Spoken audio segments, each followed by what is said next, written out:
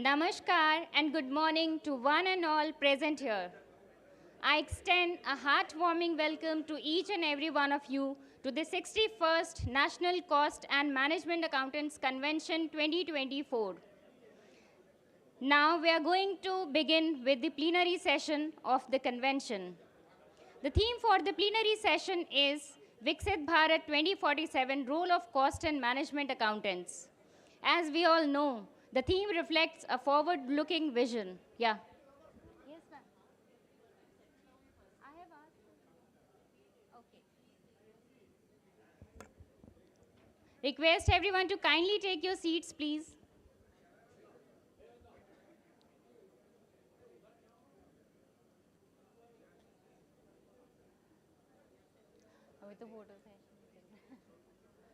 Actually, Rajat.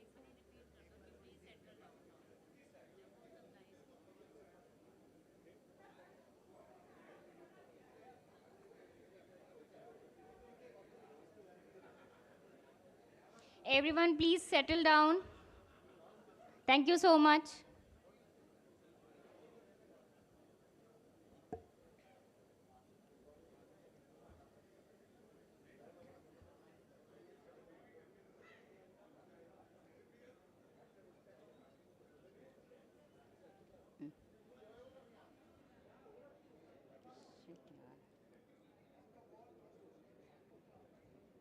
Start.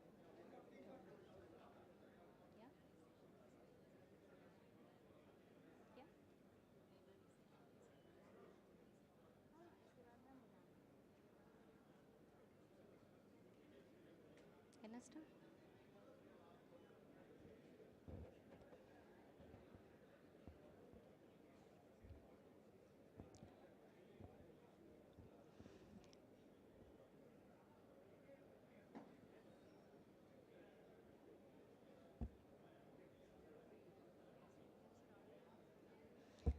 Namaskar and good morning to one and all present here.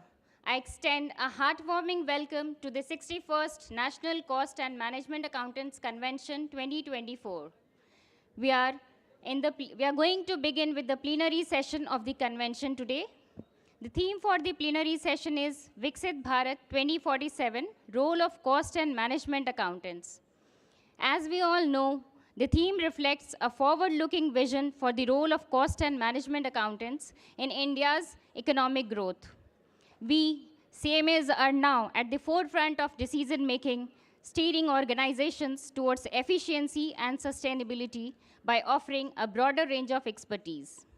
On behalf of the Institute, I take it as a privilege to welcome our esteemed guests, dignitaries, and all other participants of this convention. I would like to call upon the distinguished speakers of the session on the dais. I would request to kindly join us on the stage CMA Neeraj Joshi sir, Council Member ICMAI, CMA Vinay Ranjan sir, Council Member ICMAI, CMA Asim Kumar Mukhopadhyay sir, Managing Director and CEO, TML Smart City Mobility Solutions Limited, is the chairman of this session. Please join us, sir. I would also request the speakers of this session, Professor Amit Karna, sir, and CMA Bikash Prasad, sir, to kindly take your seats on the dais. Very warm welcome to each one of you, sir.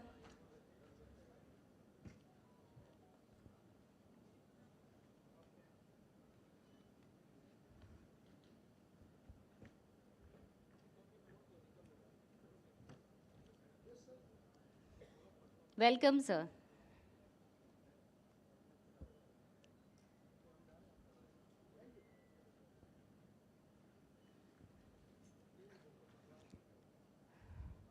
Now, I would request CMA Neeraj Joshi, sir, Council Member ICMAI, and CMA Vinay Ranjan, sir, Council Member ICMAI, to kindly felicitate the chairman of the session, CMA Asim Kumar Mukhopadhyay, sir, Managing Director and CEO, TML Smart City Mobility Solutions Limited.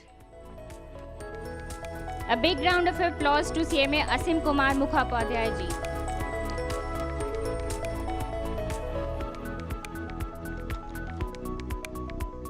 Sir is a fellow member of the Institute of Cost Accountants of India, Chartered Accountants of India, and Company Secretaries of India.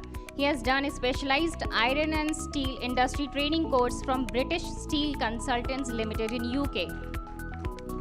He has close to 4 decades of industrial experience in different manufacturing industries, automotive, steel, refractories, etc. in various capacities.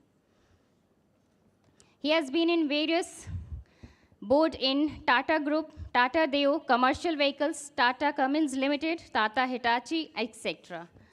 Currently, he is also non-executive chairman in TML CV Mobility Solutions and TML Smart City J&K Limited, apart from being the CEO and MD of TML Smart City Mobility Solutions. Welcome, sir.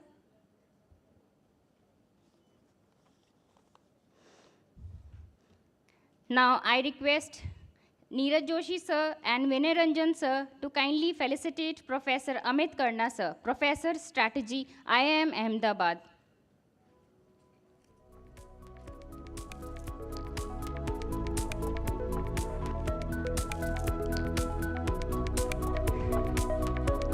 Professor Amit Karna is a Professor of Strategy at the Indian Institute of Management, Ahmedabad. He has advised several organizations on strategy and management-related issues.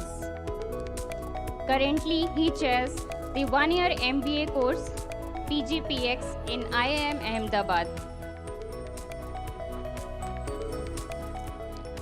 Welcome, sir.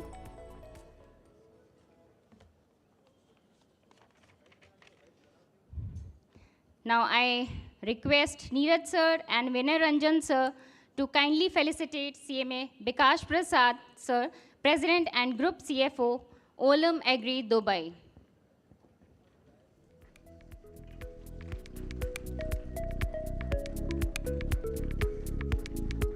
Mr. Bikash Prasad is the President and CFO of Olam Agri, Dubai. Throughout his career, he has played a pivotal role in driving finance transformation, corporate restructuring, and carve-outs for the group, raising capital through a rights issue and private placement for the group. He is the member of the Institute of Cost Accountants of India, Chartered Management Accountants from IMA, US, and has completed an advanced management program from Columbia Business School.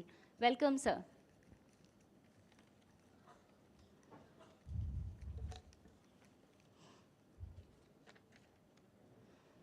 Now, I would request CMA Neeraj Joshi, sir, Council Member ICMAI, for his welcome address. Neeraj, sir.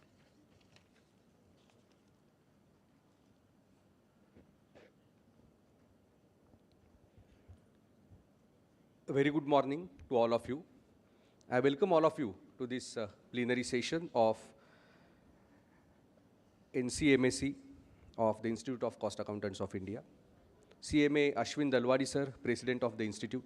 CMA BB Nayak sir, Vice President of the Institute.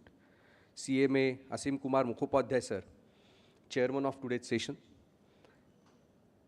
Professor Amit Karna sir and CMA Bikash Prasad sir, distinguished speakers for today's plenary session. All the former presidents in the gathering, my colleagues in the council, RCMs, chapter representative, members, students, and industry representatives. A very warm welcome on behalf of the Institute of Cost Accountants of India.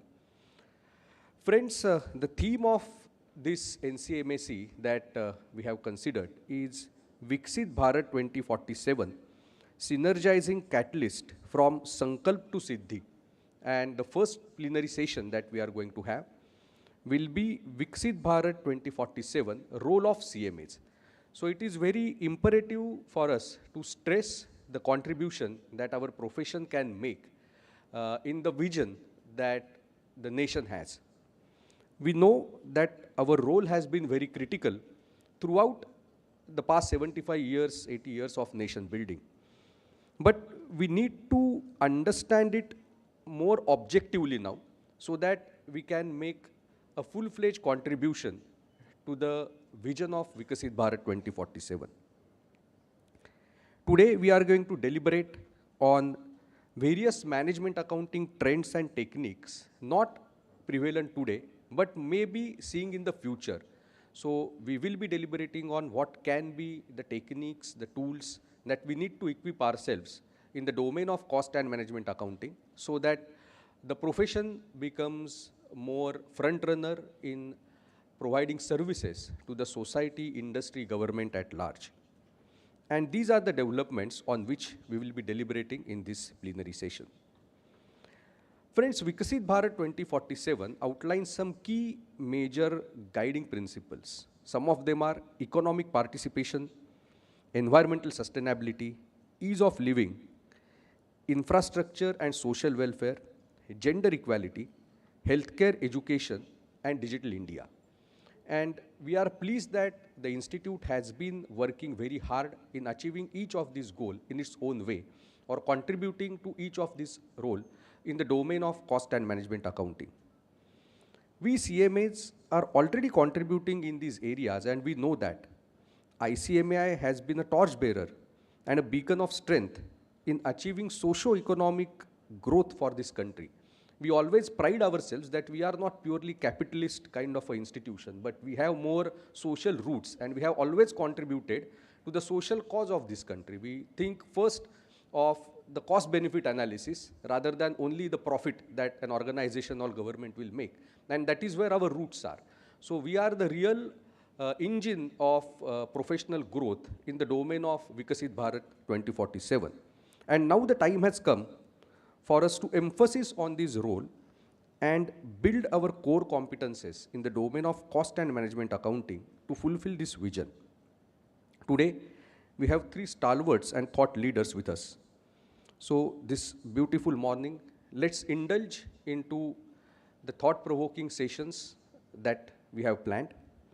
I won't take much of your time, but I will only leave you with these beautiful words by APJ Abdul Kalam sir. Dream, dream, dream. Dreams transform into thoughts and thoughts result into action. A developed India is not a dream. It should not be just a vision in the minds of Indians. It is a mission we should all take up and achieve. So let's take up this mission and let's achieve Viksit Bharat 2047. Once again, I welcome all of you to the plenary session. Thank you.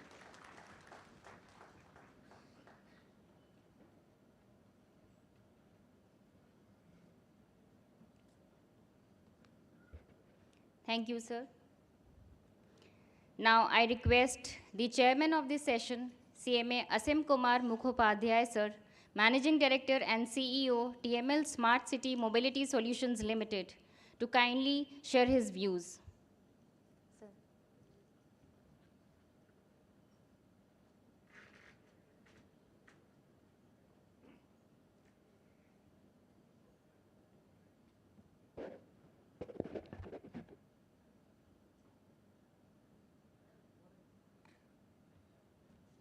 Good morning.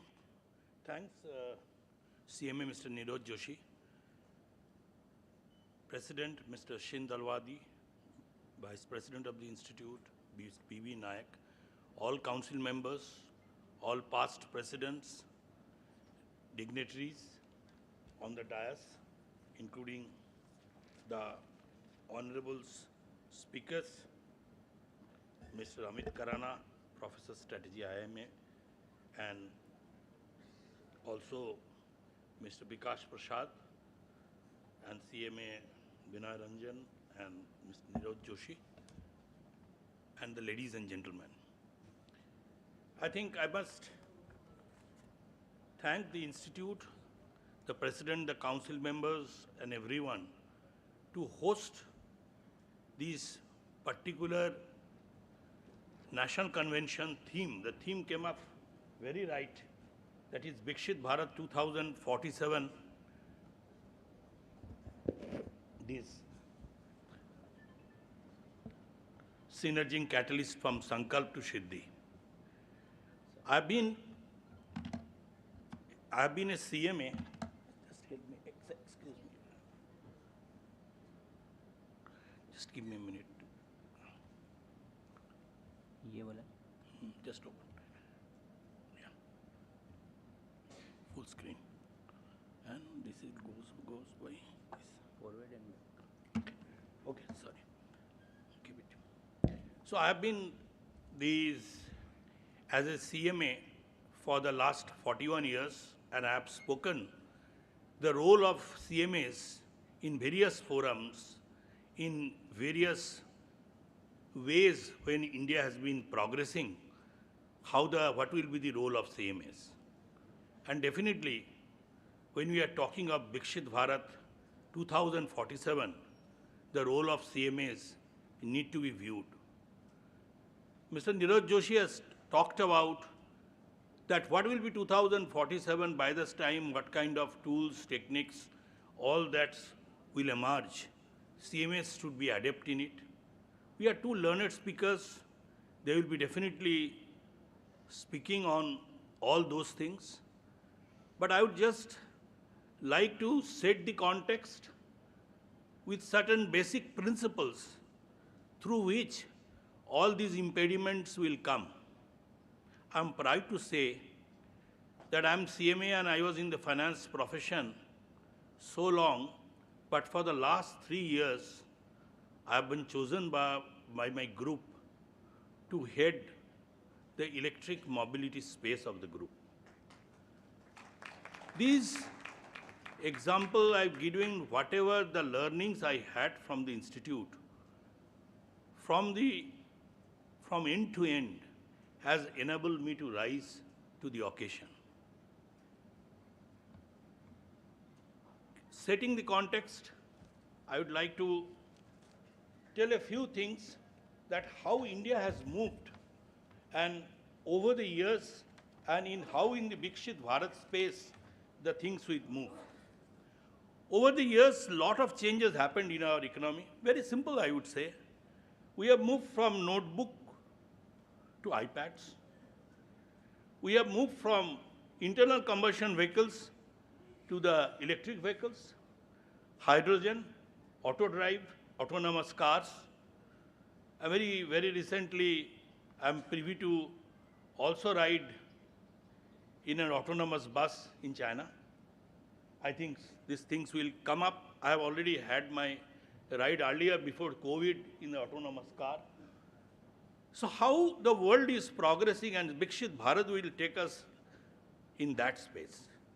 During COVID, we have seen from physical how we can shift to virtual offices, classes, workshops. Institute changed. Institute has also changed its curriculum in that virtual mode. You say that's by compulsion, but I would say very successfully we have converted ourselves. How many webinars have taken place? Still it is continuing. So transformation is taking place. From a paper currency, we have moved to the digital currency. Hardly even the kirana shop wala and even the person on the street selling the vegetables don't believe in paper currency now. It is digital currency always, even in the remote villages. That's the Indian progress. We had doing socialization and friendship by going each other's place or making a phone call. Currently, we are doing the social media. We used to be in the cable networks. Today, we talk of Netflix or Prime Video or so many other forums. So I said, India has changed, and what more will change in Viksit Bharat? Many speakers have talked about it. That is, this I am taken from the Niti Aayog only, that Indian economy will need to post an annual average economic growth of 9.2% between 2030 to 2040, 8.8% between 2040 to 2047, and 9% between 2030 and 2047. Economic growth, achieving a USD 30 trillion economy with a per capita income of US dollar 18,000 to 20,000. India's exports will be valued at US dollar 8.6 trillion in 2047, while its imports will be valued at 12.12 trillion. Still, accelerated digital economy. India has been embracing digital transformation and innovation, especially in the area of e-commerce, fintech, education tech, health tech, and agriculture. You are talking of digitization. I'll just give you the example with the permission of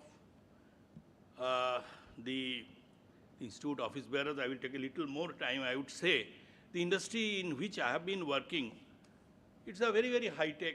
If you might not have seen a bus depot in Delhi, if you go to Mayapuri depot or similar one or two depots, and in Bangalore also we have made it, these entering in the depot, you will not feel that it's a bus depot. From my smartphone, 2,600 vehicles are plying in the Indian cities. Where it is flying, I am able to track. It's a connected vehicles. It's a connected charger. We have learned operating costings in the institute days. It is same thing per ton kilometer, or here it's a per passenger kilometer, how it has to be covering. That is the rate at which this business model is being sold. We have learned about maximum level, minimum level, reorder quant level, minimum order EOQ, etc. Today I am using advanced prognostics, which from a data logger of the buses is taking the data and able to tell me that in next 30 days this part is going to fail. In this next 72 hours this part is going to fail or not fail. This is a technique by which you can do marvelous inventory control. Now, why I am telling it, I say nobody else has done. Perhaps I am able to contribute as a CMA a little bit to see that this architecture is created. So I feel that there are many, many talents in the CMAs itself to bring this way and show to this world that the contemporary economy, contemporary way how the things will move, we'll gear up ourselves. Going to the next, in Viksit Bharat, what we will get? We'll get empowered Indians, empowering the youth with skill and education. We are an institute where education is one of the fundamental, and here we are talking of multidisciplinary and holistic education, creativity, critical thinking, logical decision making. When I read that today how the role of CMAs are changing is exactly to that extent. Today we don't only read accountancy or costing, even in the curriculum. You have changed a lot. Nari Shakti, women-led development, 33% reservation, improved sex ratio, increased maternity leaves, smoke-free kitchens, women entrepreneurships. So all these things are getting promoted to the diversity which the institute has already promoted, and to take it in a larger space. Culture, very important. As announced by our honorable Prime Ministers, Bikash bhi, Virashat bhi.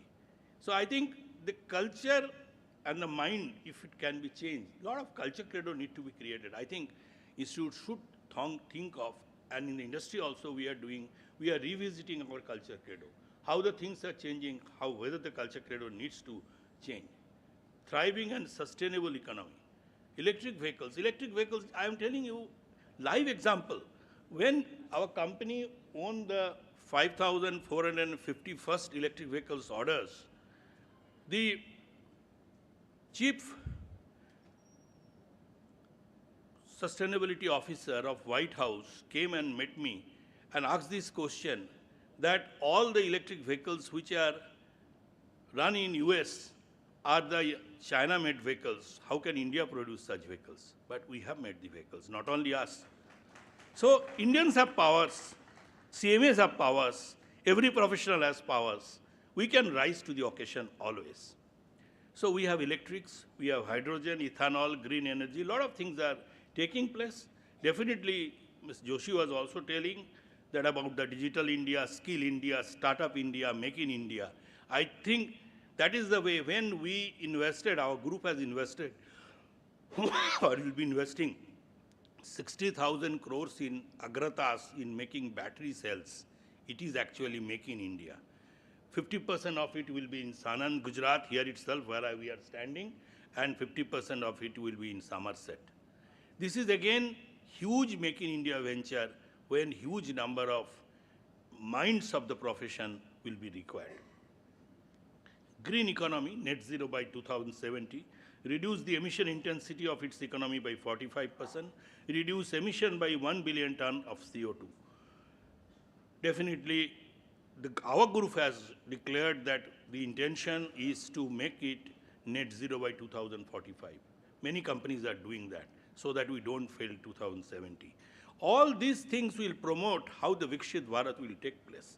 We are talking of artificial intelligence, digital footprint in all sectors. I'm giving you one example. We have developed AI-powered tools to train the driver seamlessly.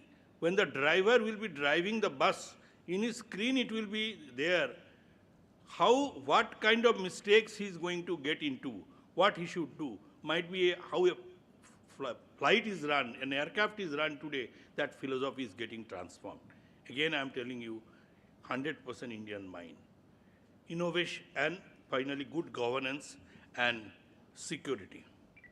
Coming back to CMAs, what need to do? I think this is my thoughts that CMAs understand that normal is not available to us anymore and business as usual even less. So the theme is, whereas tools and techniques, the speakers will further deliberate, but I will say the theme is we have to believe that innovation is central to value creation. Value is created from intangible assets too. This has to be believed. And financial value is relevant, but not sufficient. This is the most important thing. The necessary and sufficiency conditions and value creation manifest itself in outcomes. Finally, I would say, what will be the enablers of CMA for Viksit Bharat? The enablers will be preserve value, liberate value, and create value.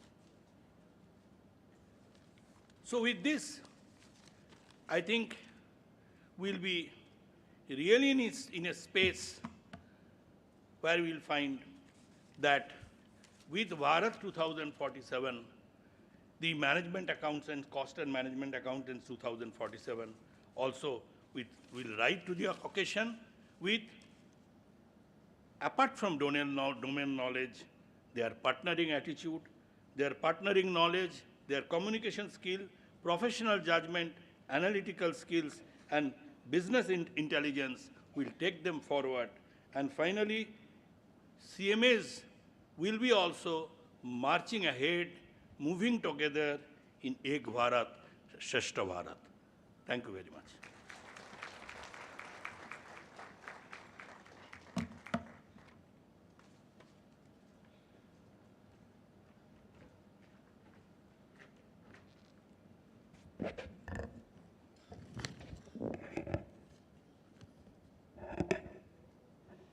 Thank you, sir. Thank you for your crucial insights. Now, as we move forward in our plenary session, wherein our learned speakers would dwell upon the emerging trends in management accounting, challenges and opportunities for CMAs, and the next on the role of CMAs in driving sustainability and ESG balancing books and planet. So first, I would request Professor Amit Karna sir, Professor Strategy, IIM Ahmedabad, to kindly share his views on the emerging trends in management accounting, challenges and opportunities for CMAs. Professor Amit Karna sir.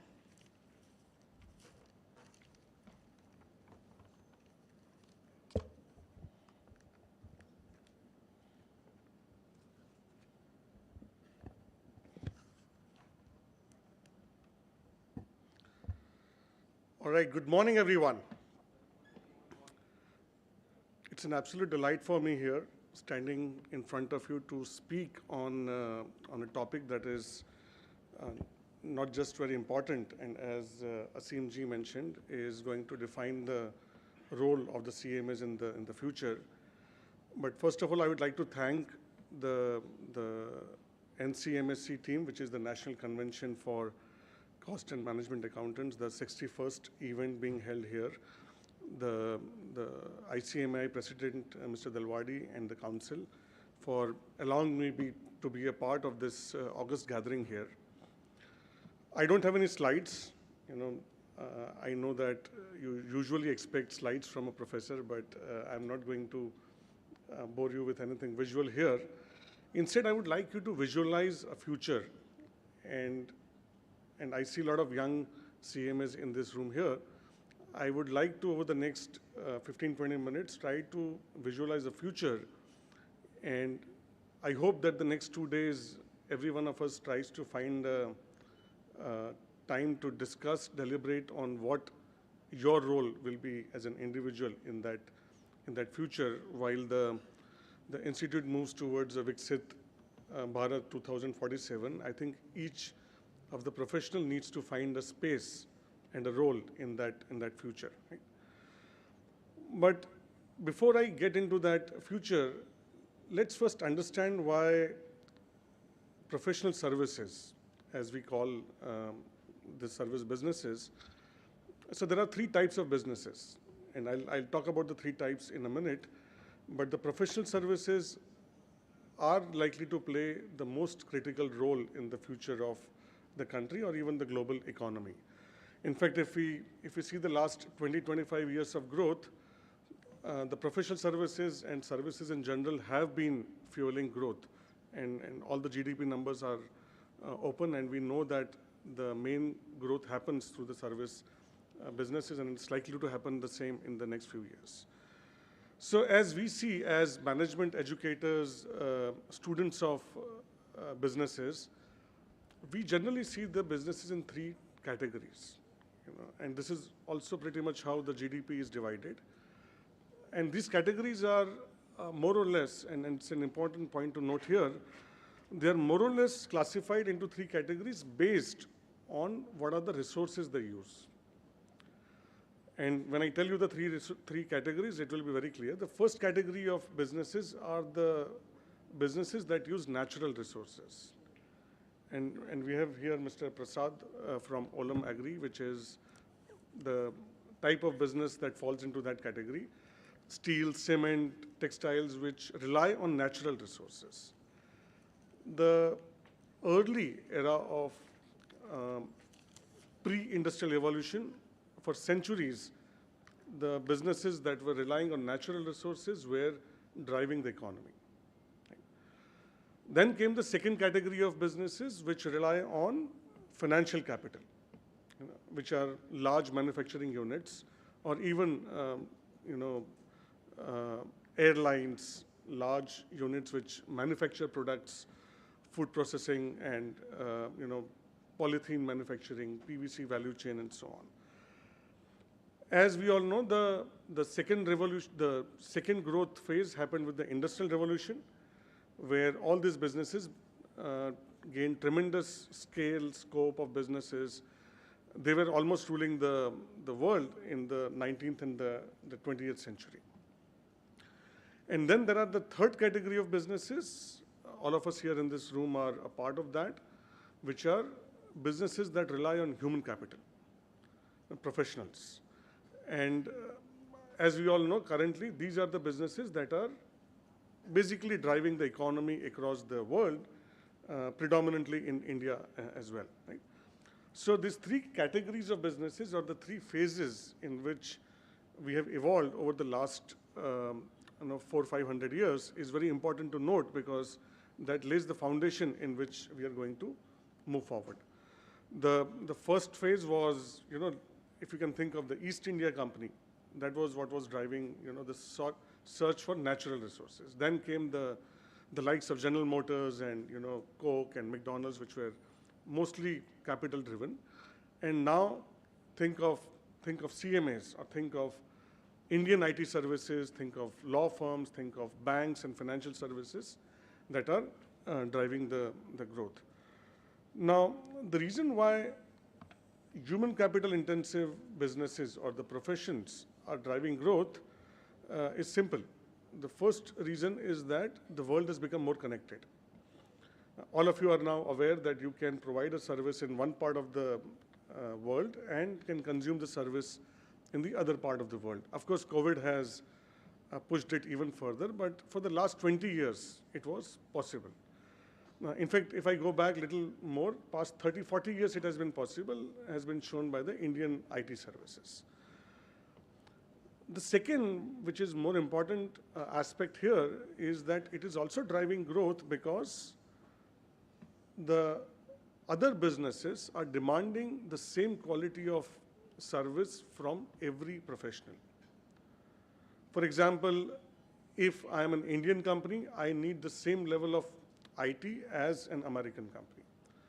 To quote your industry, I think it is also the same that if I am an Indian company, I need the same level of audit, same level of consulting, same level of legal services as my American competitor or an Australian or a European competitor. Right?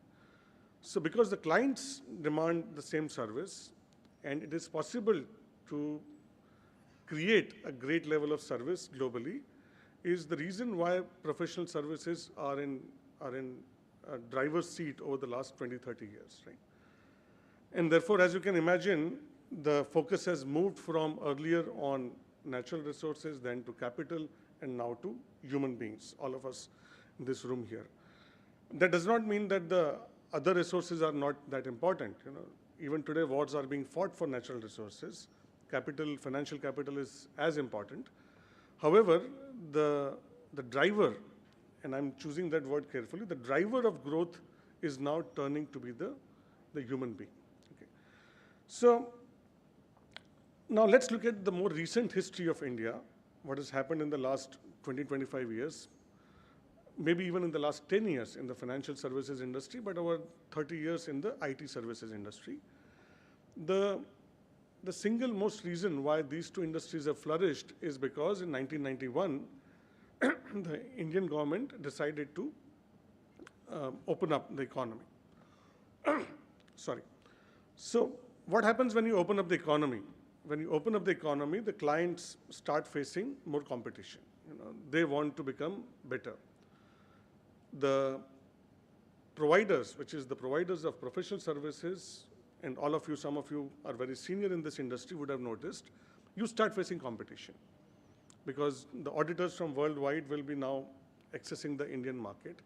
Everybody has access to the same capital. Everybody has access to human capital, to financial capital, and therefore, only the best person will win.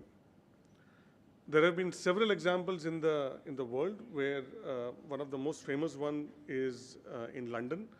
The City of London abolished the fixed commission of the stockbrokers, and they call it the Big Bang in the history of financial markets.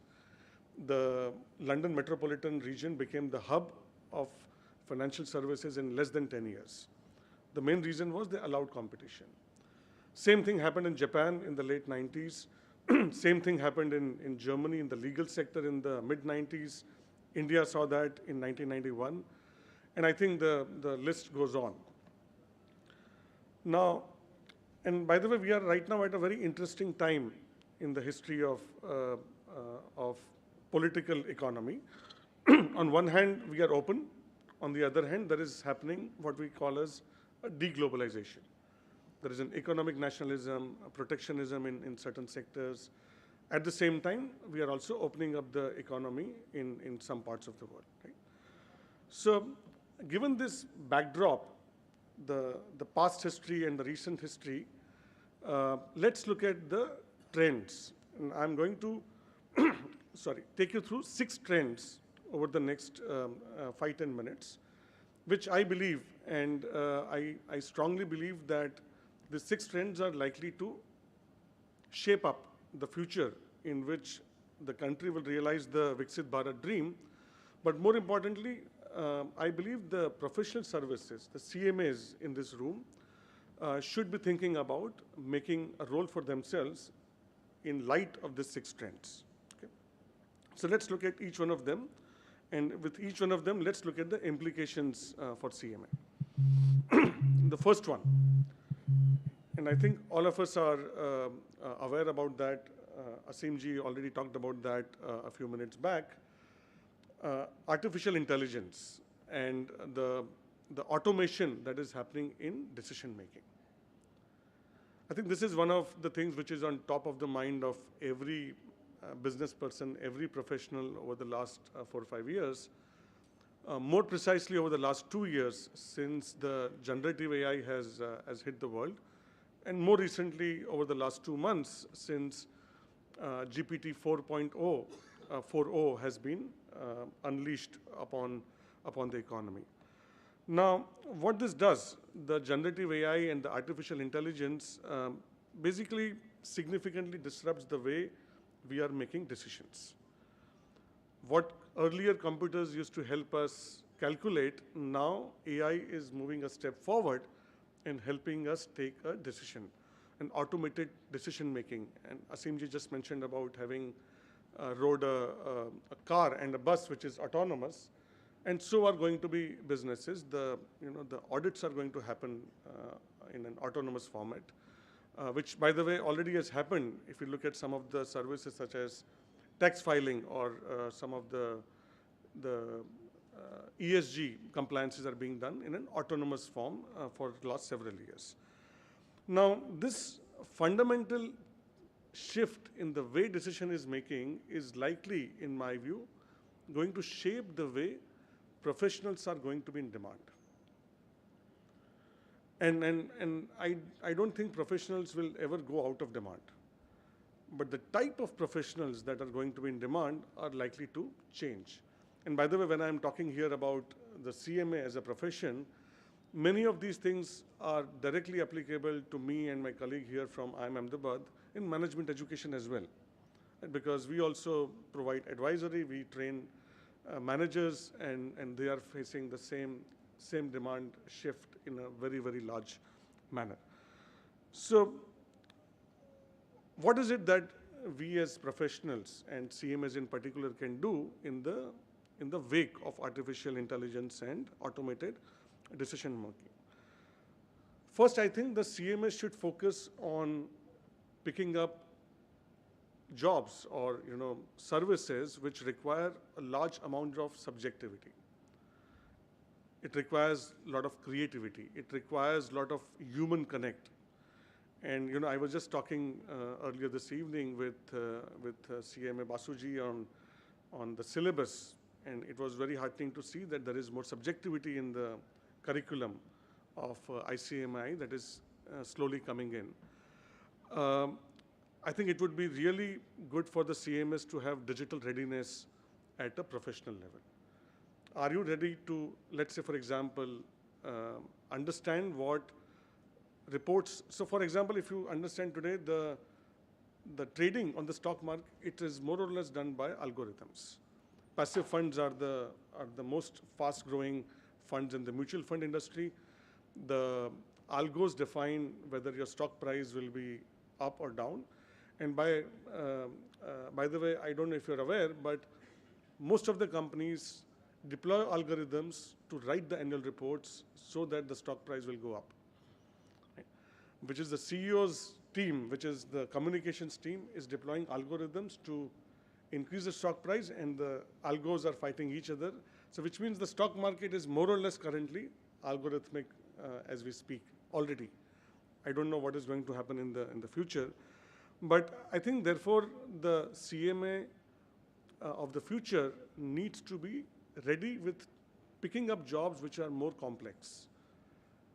And if you have constraint, you need to start saying no to jobs which are simpler and build what we call as a moat around your services. Picking up more complex jobs, picking up jobs which require more subjectivity, more creativity is likely to be lasting the professional and thereby the profession in general.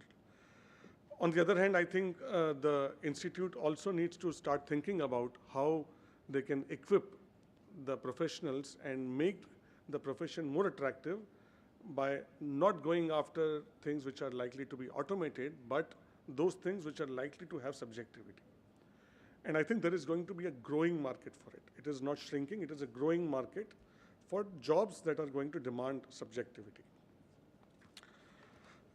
Second trend, which is closely connected, but I wanted to touch upon that slightly separately, is the digital transformation and connected to that is also the hybrid mode of working. Because when as professionals you try to engage with the client, it's a different scene when you are engaging in person, in the office, on the shop floor, which is where the ICWA originated from, to now a remote way of working, right? And in the connected fashion, the digital transformation is also changing the business models of your client. Till last decade, if you were doing a cost-benefit analysis of, let's take the example of Netflix that Asimji mentioned. They had a huge infrastructure in terms of providing DVDs by mail to the customers. And today, they, in fact, just 2 months back, they shipped their last DVD and they closed down the business. That business was declining for the last 11 years, since 2012.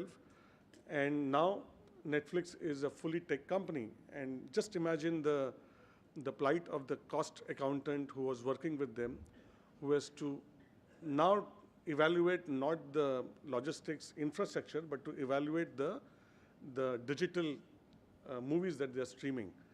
The IP regime has changed, the costs have changed, the infrastructure has changed, but if the cost accountant has to be still relevant to them, he or she needs to upgrade or upskill themselves in order to be able to understand what this digital world is going to look like. Now, in India also, of course, the trend is very fast picking up. An earlier DMart now has to compete with a quick commerce. A bank needs to now compete with a neobank, which has no branches. The entire cost structure goes for a change, and therefore the CMA also needs to evolve to be able to advise on the changing scenario. Right? The hybrid mode has changed the productivity of the human resources, and therefore if you are advising a client on how to invest and what are the costs of human resources, it now comes in a very, very complex manner. Where are they working? Now there is no conveyance allowance. How are they working? What kind of digital support you provide them? How do you even account for time? Earlier it used to be a full-time employee, now it is going to be on person hours. Everything is changing. The way companies are using human resources and delivering services, and I see a lot of complexity for the CMS to therefore calculate the cost of any product or a service manufactured and therefore give a recommendation on their costing. So what does therefore the CMA needs to do? The CMA needs to be flexible, start becoming more personalized, not that one competitor in the same industry will have the same cost structure as the second competitor, and therefore one needs to start thinking more about every business model in a very personal manner. Now, of course, I see this as an opportunity, because now you need to be able to charge them more, because you are going to now study the business model in isolation and then give an advice on what can be the ideal costing model. But at the same time, it also kind of opens up a lot of opportunities for the institute, because the hybrid model gives a lot of flexibility for professionals to now take up cost accounting as a profession as well. Earlier you need to kind of dedicate time to become a CA or a ICMA or ICWA, a CS. Now you can do it because you have more time at hand, and by the way, all the trends are applicable to them, and therefore they also need to learn about new skills, and therefore that would be opening up new vistas, new audiences for the institute to enroll people, not just in India, perhaps across the world, right? Because of the connectedness of the world. Now, this also brings me to the third trend, which is the need for lifelong learning. So what we have observed at IIM Ahmedabad in management education, there used to be a trend about 30 years ago that you learn once and then you earn for the rest of your life. So most of us in this room who would have studied in mid-90s or before would have mostly had kind of a degree, a professional qualification, and then earned based on that for the rest of their lives, which is invest 5 to 10 years and harvest for about 40, 50 years.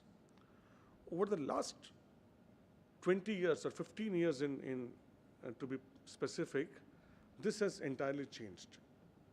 The youth today doesn't want to, they don't want to learn a lot at one go. Now, if we are older, the previous generation feels that they are not interested in learning, but it's not the case. The new model is learn and then earn some, then again learn some, then earn some, and therefore lifelong learning or continued education has become a norm. Both of us are here.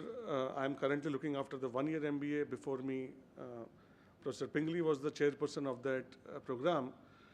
It's the fastest growing program for IIM Ahmedabad and worldwide, which is the one-year MBA program, the PGBX. Why? Because people want to first work and then do an MBA. They want to do it in 1 year rather than 2 years. They want to do in smaller modules. And by the way, they want to come back after 5, 6 years to learn a little more. So with the space of changing technology, the learn once and earn over the lifetime model has been totally demolished. And therefore, now again, it's a threat. It's a threat to people who are not learning, but it's a huge opportunity, in particular for the institute, for people who are seeking new learning over and over. So what is the implication for the CMA, for the professional? So I think the CMA professional should be open, absolutely open to continuous learning. There is nothing that we know in this world, and I think the only way we can become a better professional is by learning more. My suggestion is to go out and learn beyond finance, learn about technology, learn about legal, learn about leadership, learn about management, learn about anything that you have always been fascinated to learn about but don't know. Somewhere or the other, it is going to help you come out as a better professional, and also go back to the fighting the AI when you are going to deal with subjectivity. Because being more contemporary, knowing what is happening in the world today is likely to be more useful than anything else in the future. And of course, for the institute, it's again a tremendous opportunity for the various committees, for the council to ponder upon how can you have more what we call, there is a technical term for this, micro-credentials. People don't just want a degree or a diploma anymore. They want credentials. We all see that in LinkedIn, Coursera courses. We are seeing a sudden surge in the executive programs at the institute. Micro-credentials which people can do it in a bullet form. 3-day, 4-day, 3-month programs, not something which is like 2 years, 5 years. And a new trend, and you can look this up on Google, is what we call as stackable degrees. Degrees which you don't earn by just going into the university once, but you get credits over time and then it turns up into a degree.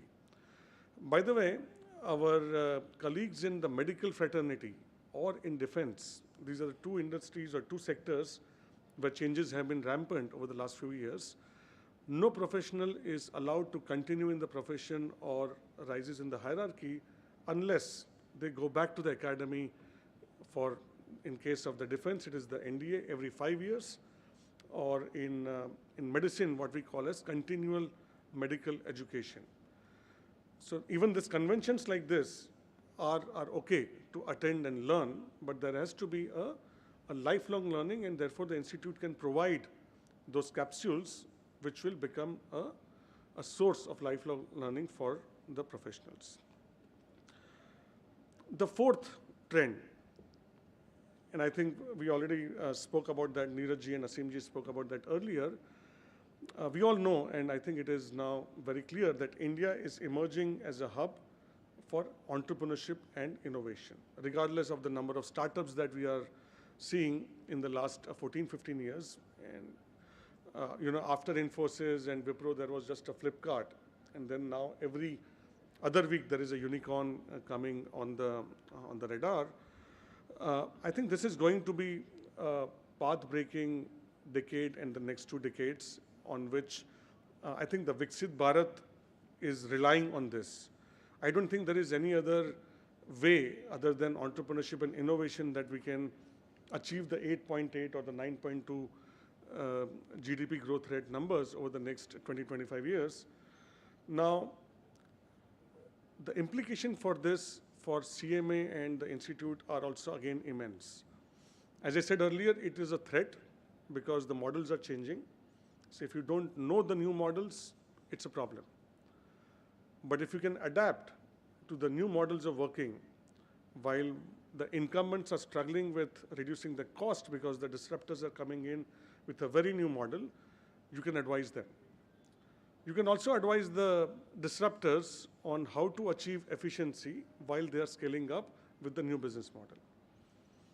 So I think this is one of the things where, and by the way, this is true for most of the professions, lawyers, management teachers, chartered accountants, and therefore CMAs as well, that can you play on both the sides? Can you help competition beat away the disruptors, and can you help disruptors compete with the large players? So that's the fourth opportunity. Again, for CMAs, for the institute, I think it is an opportunity to also get lot more curriculum readiness in terms of catering to the startup ecosystem, catering to the entrepreneurs, catering to the innovators. Club it with the micro credentials where the new courses, new curricula are more geared towards the entrepreneurs rather than the large companies alone. The fifth trend that I would like to very briefly talk about is the rise of India as we now see in the global south. But more importantly, I think there is a multipolar world that we are now seeing. The world is no longer US-centric, especially in the last 10-12 years we have seen that it has become more multipolar. 80s and 90s saw the emergence of China and EU as very large powers against the US. But over the last 10-15 years, India, the African nations, Latin America to a large extent has also emerged as a very large player. Now this is going to unfold and my guess is as good as anybody's, so I don't know how it will flow in the next few years. But what will continue, I believe, is the interest of large companies in India. Today, as you can see over the last, if I just take an example of the recent celebrity wedding that happened in Jamnagar, we saw interest from all the big giants, their CEOs were here, the partnerships that Jio has formed over the last few years is tremendous. Now, it is working both ways. It is working because there is more interest in India from the large companies.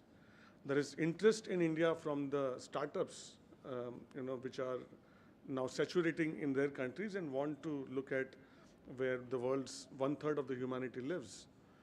And this large population, the rise of India as a soft power is, I think, going to throw up again a lot of opportunities.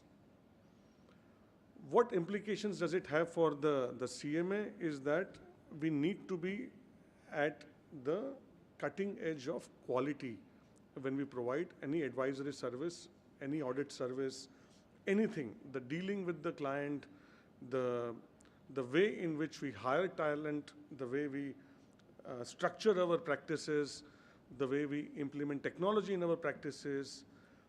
If we miss the ball this time, all the large companies, the big fours and the multinationals are going to take away the professional services as well.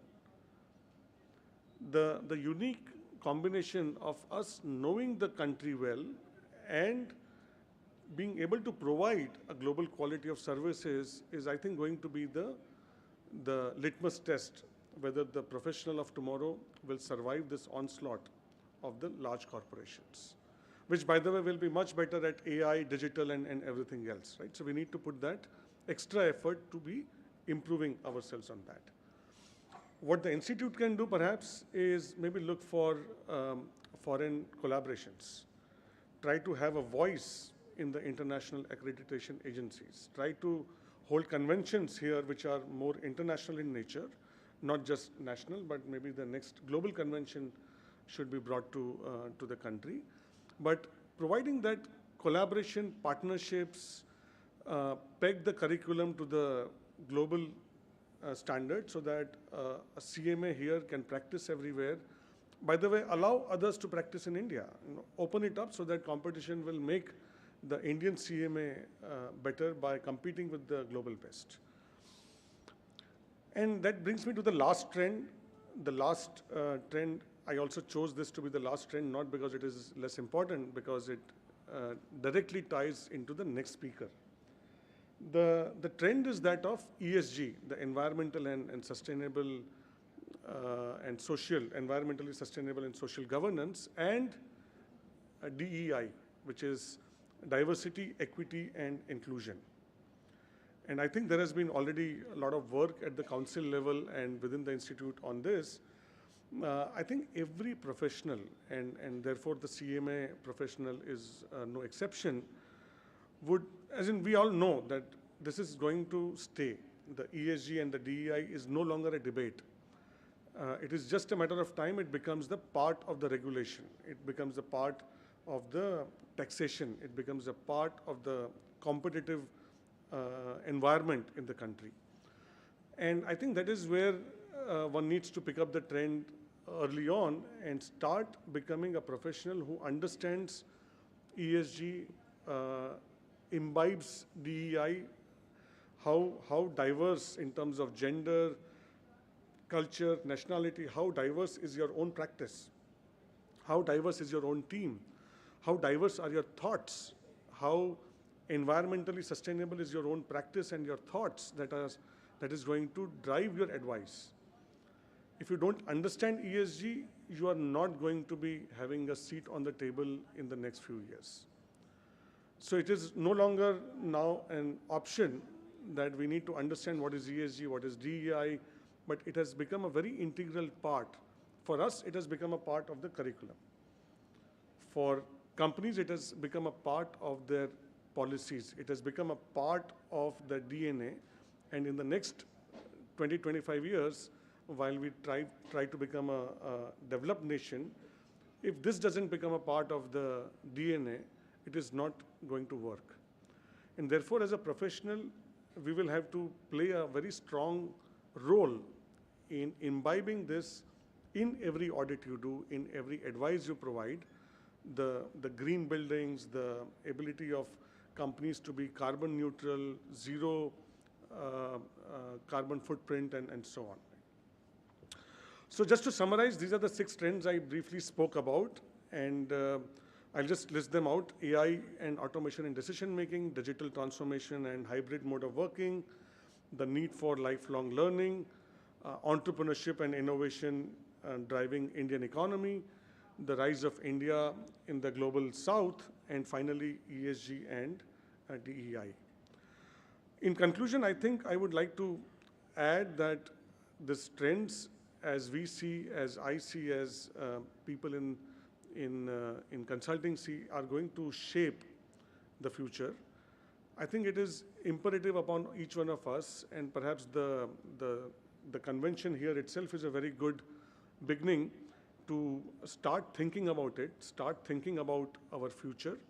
So with this, I would like to conclude and wish each one of us here in this room good luck, and hope you get some time to leverage your networks, strengthen your networks, and try to become a better professional for the next 2 days and as we move towards 2047. Thank you very much.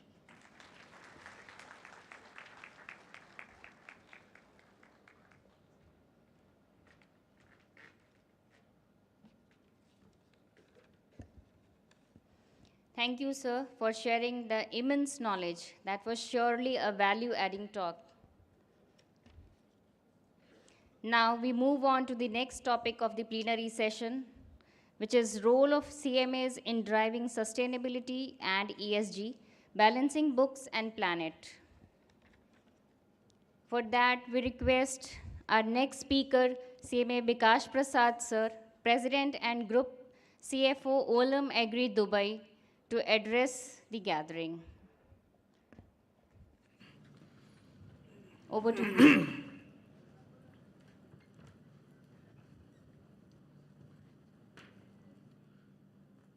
President of our institute, CMA Ashwin Dalwedi sir, Vice President BB Nayak, Central Council members, Regional Council members, distinguished guests sitting on the dais, fellow members.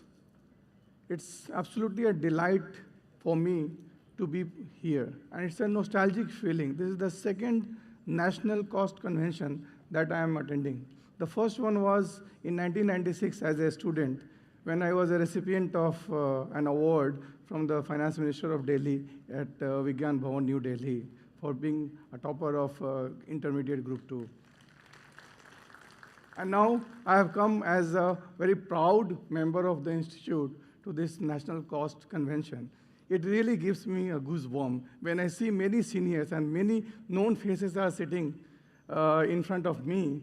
It gives me a different feeling. Starting with the sixth trend that our learned fellow panelists have talked about, Professor Amit ji, about emergence of ESG and sustainability.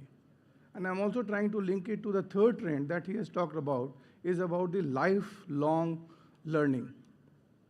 And I have no regret in admitting that when we studied, we didn't study even S of sustainability and E of ESG. So we all started from a common level, and hence it is important as a member to learn. And we have all learned. We have learned from each other. We have researched. We have spent our personal time to build capabilities. And without these capabilities, and the six trends nicely he has talked about, if we don't learn those trends, probably we will be out of the market and we will become irrelevant. So it's absolutely critical and important for us to learn these new skills and emerging skills and keep ourselves updated all the times. So now the question is why we are talking about sustainability and ESG now, probably in the last 5 to 10 years.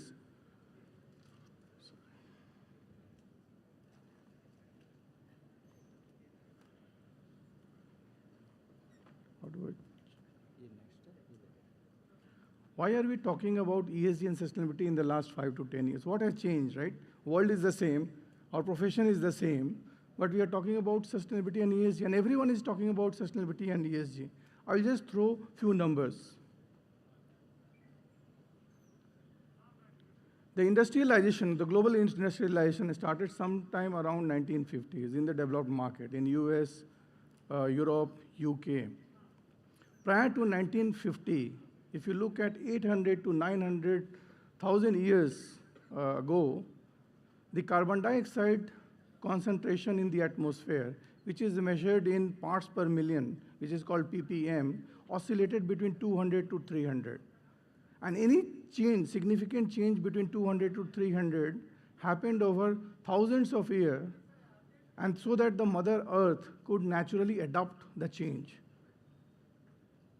However, post-industrialization, it has started to increase. And as we speak today, the parts per million is 427, which is over 40% increase over a level which were static for about a million years. It's a significant increase. And if I relate to the last cost convention when I attended, the level was 364. So between the last convention which I attended and this convention, it has gone up from 364 to 427. It's a huge increase. Now, how do we relate to these increases that has happened in the world and the economies? I'll just look at who are the key emitters. So today at the global level, the GHG emission, the greenhouse gas emission, is about 54 gigatons. And out of that, the top 5 countries account for about 55% of the emission. China being at the top with 16 gigatons of emission. US at 6 gigaton, India at 3.9, followed by Russia and Brazil. And the top 10 countries, if you look at it, they account for approximately 65%. However, if you look at on a per capita basis, the stats will look very differently, where US and Europe at 18, Europe mainly Russia, is at 18 metric ton per capita. China at 11. And amongst the top 10 countries, India is at only 3 metric ton per capita. In terms of the industries, if you look at it, agri, which is also a victim of the climate change, when the catastrophic events happen, the first impact goes to the agriculture. Our crops gets wasted, the yield reduces. So agriculture is a victim of climate change, but at the same time, agriculture is also the culprit. So almost 1/3 of the carbon emissions are caused by agriculture and the related activities. Now what happens when the ppm level has gone up and the global emissions are also increasing? Various events that we are seeing in the world. If I just look at the last 6 months, what has happened in the world, has unprecedented events we are seeing in the world. UAE has seen an abnormal rainfall during April. A one-day rainfall was equal to 1.5 years of combined rainfall. We are seeing a flood in Brazil, which has devastated the economy. It was the worst hit flood in the last 80 years. Look at India now with the heat waves. We have never seen a heat wave like this, with over 150 deaths and more than 700 people getting impacted due to heat waves. The 9 out of the 10 largest wildfires in California has happened during the last 10 years. So all these events are causing an impact on the economy. And their stats is that by 2001 year, by end of this century, if we don't control the carbon emissions and curb it at a certain level, the GDP will get impacted by 20%. And 20% GDP loss is a huge number. Again, how do we relate to?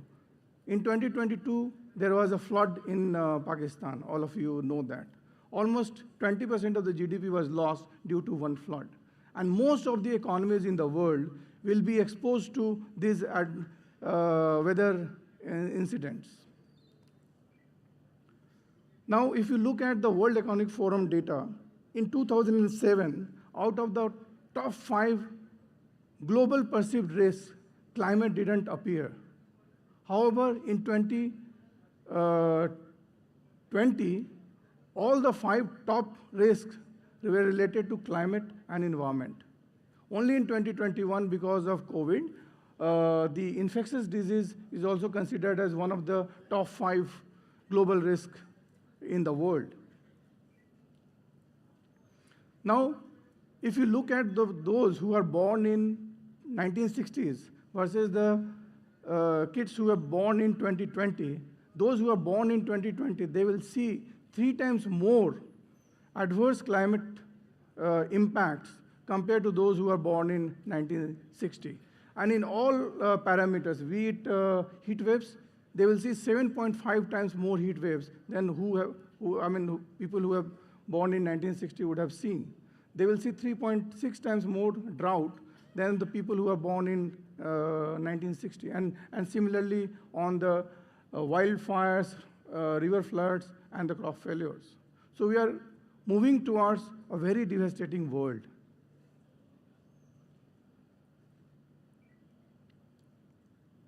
COP21, which happened in 2015 in Paris, I think that was the first great initiative taken by the G20 countries.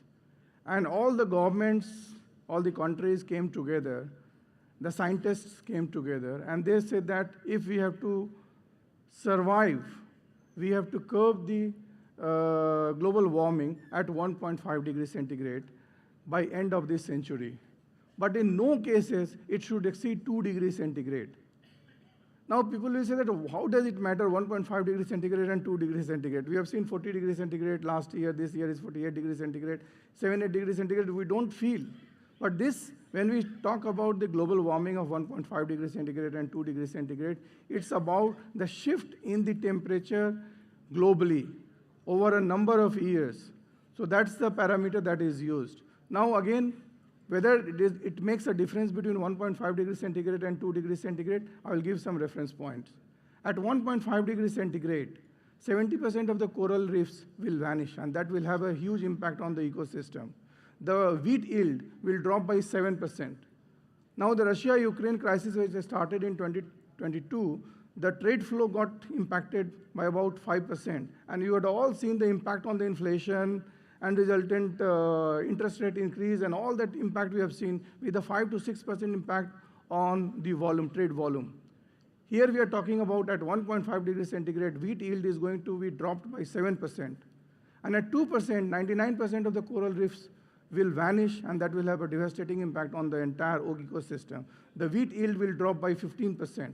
So that is going to again cause a huge impact. So it's important that we look at climate change and the global warming seriously. Now, if you look at all the policies that governments, the respective governments have put in place, even if we achieve those policy measures, the world will be warmer by 2.9 degrees centigrade by end of this century.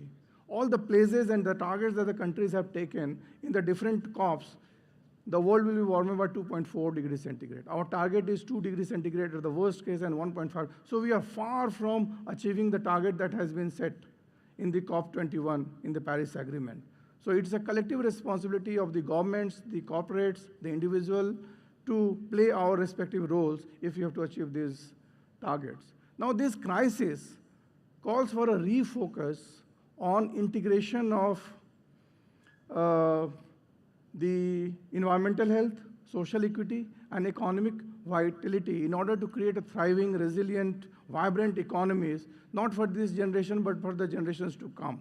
And hence, this has brought a focus on sustainability with a framework on ESG. So there are three pillars: environment, social, and governance. All three are very, very important to ensure that we build a resilient and planet-friendly ecosystem. And hence, it's absolutely important for us as an accountant to balance both the books as well as the planets. Now, the next question can be how we as an accountant can play a role in the climate change and impacting the planet.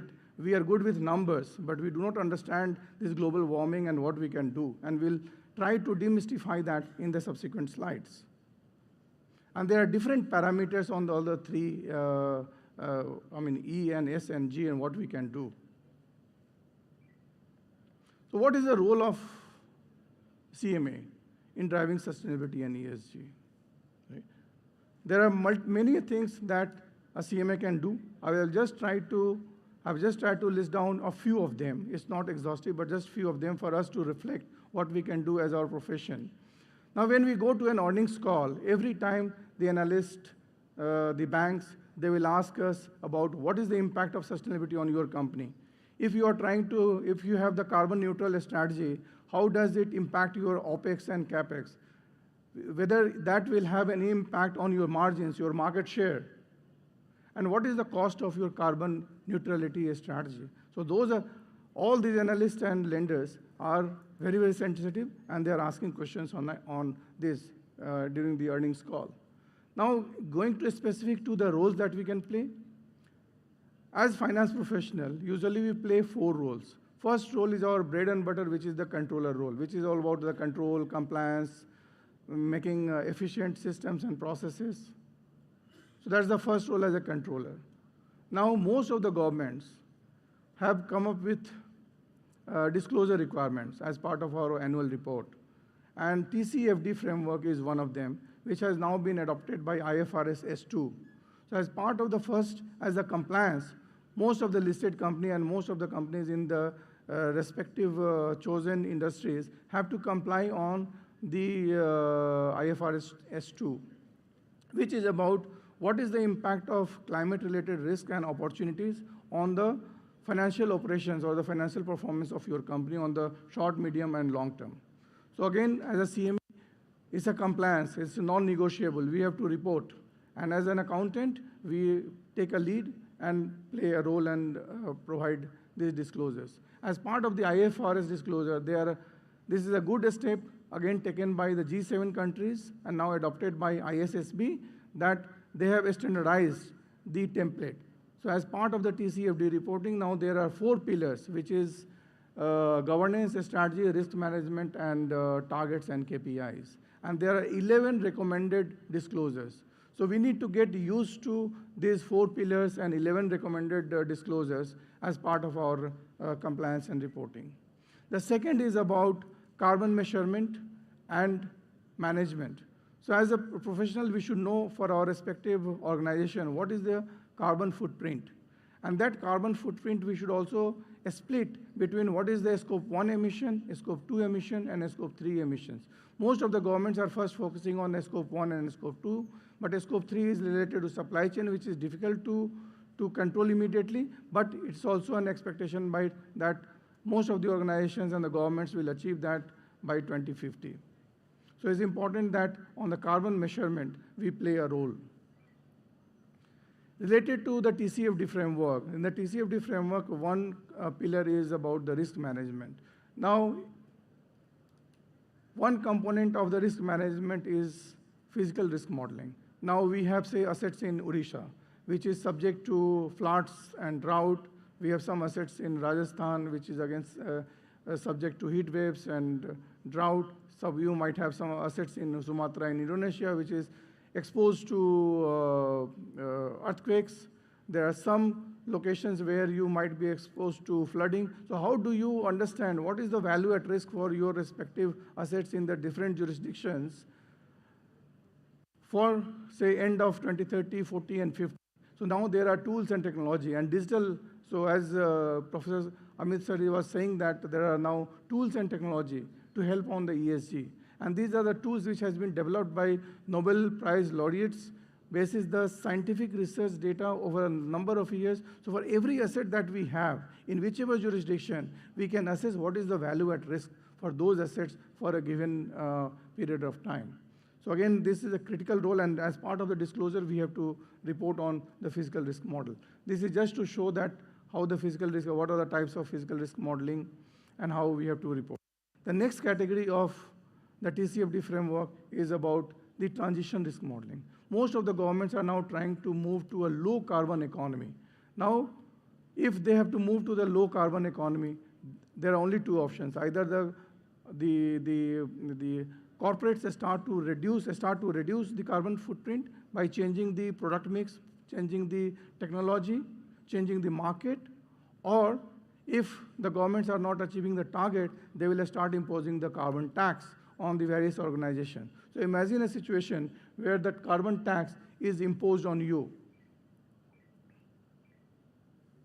This is just to show a data that if we assume that we continue with the 3 degrees centigrade global warmer world by end of this century, the respective governments can impose the taxes in the range of, say, $5 to $6. Not much, right? Not much impact if we have to have the 3-degree warmer world by end of this century. But if the governments have to achieve 1.5 degrees centigrade to meet the targets, by end of 2025, the world average is $135 of carbon tax. By 2030, it will rise to 176, and by 2050, it will become $524. So if the government start charging this carbon tax, most of the organization, if you are not prepared, will be out of the market. We will not be competitive. And we have seen the examples in Singapore. Singapore has already announced the carbon tax. They have implemented it now. They are going to increase it from 20 to 26. And that will happen in most of the jurisdictions. US has implemented carbon tax. So if we are not equipped and prepared as a professional, we will not be able to guide our organization, and our organizations will lose the competitive advantage that we would have built. Now, how do we drive the focus on the carbon footprinting and reduction on the carbon? Most of the businesses today are governed in terms of the financial returns, that you are generating a cash flow, you are generating a ROE and ROA and all that. But the organizations should start looking at it, carbon adjusted profit after tax. In order to bring that focus on carbon adjusted profit after tax, it's important that for the different businesses that you have, you should have the internal carbon pricing system. So a business which is generating more carbon compared to a business which is generating less carbon, you should have a mechanism to do a charge on the carbon cost. And there are different mechanisms in terms of the shadow price methodology, internal fee methodology, implicit cost methodology. There are various methodology, and depending upon the organization, you can choose which methodology you want to adopt. You can have your own proprietary methodology, like in Olam Agri, we are using our own proprietary methodology, which is not there in practice in the world today. So you can choose how to develop the internal carbon pricing methodology to bring the focus and also create a fund for more sustainable investment going forward. Now the next is about the ultimate aim of the organization or the government is about the net zero, the ambition. That in order to achieve your net zero, each organization and the government have to have the decarbonization plan. And there are different KPIs to achieve the decarbonization plan. Now you have to look at what are the key factors that drive the greenhouse gas emissions. It starts from the uses of energy. It starts from the change in the land uses. It starts with the input application that you do in the farms, like fertilizer if you are using organic fertilizer versus inorganic fertilizer. So there are different drivers of greenhouse gas emission, and for your respective industry, you need to understand what are those key drivers and how we can improve and change, which will have a positive impact on greenhouse gas emission. Even after doing all these initiatives, you might not be able to achieve net zero. Then the next is that you build some carbon offset projects by there are different opportunities today in terms of biochar, in terms of cook stoves, in terms of ARR, which is afforestation, reforestation, and revegetation. There are a lot of opportunities today. And you, again, as an accountant, you need to do a cost-benefit analysis to understand which projects we should pursue. And after that, you are still not able to do net zero, then you will have to buy carbon from the market. So you have to do a carbon trading. Next is, once this is finalized, then how do you do the due diligence on the ESG? Up till now, we have only been doing financial due diligence, tax due diligence, legal due diligence, technical due diligence. But now ESG due diligence has become absolutely critical now for most of the investment that we are doing, including M&As and greenfield projects. So how do we build our capabilities in terms of ESG due diligence? And there are multiple questions that we as a finance professional should ask. That what are type of water we are going to use? Are we going to use the green water? Or are we going to use the blue water? Are we going to use the gray water? And there are different classification of this water. Which type of waste we are going to generate? What are our practices? The packing material that we are going to use? There are various things that we can look at it as part of the ESG due diligence. So this is one clearly a role that we can play. Once we have identified about the projects and we have done the due diligence, the next is about sourcing capital for those projects. And then we have to look at, can we raise sustainable financing? Or we can raise some green bonds. Then we can discuss with the banks in terms of the KPIs that we will use to reduce our carbon footprint or improve other KPIs on the social, on the governance factor. So the KPI has to be measurable, KPI has to be impactful.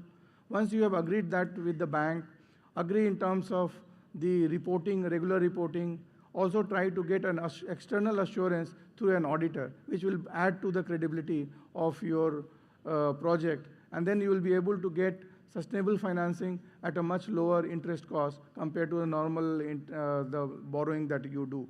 And again, as a CMA, we can take a lead. Next is about the IFRS compliance. All of us are used to IFRS compliance, but now in view of the climate-related risk and the impact that is happening on the industries and the organization, there are various things. So if you look at on the asset side, you will have the impairment risk because the asset which is exposed to the flooding risk or the heat waves can have an impairment. You can look at the DTA and DTLs that we create or basis the future profits. Your future profits might not be there. You can look at the expected credit loss as part of the IFRS 9.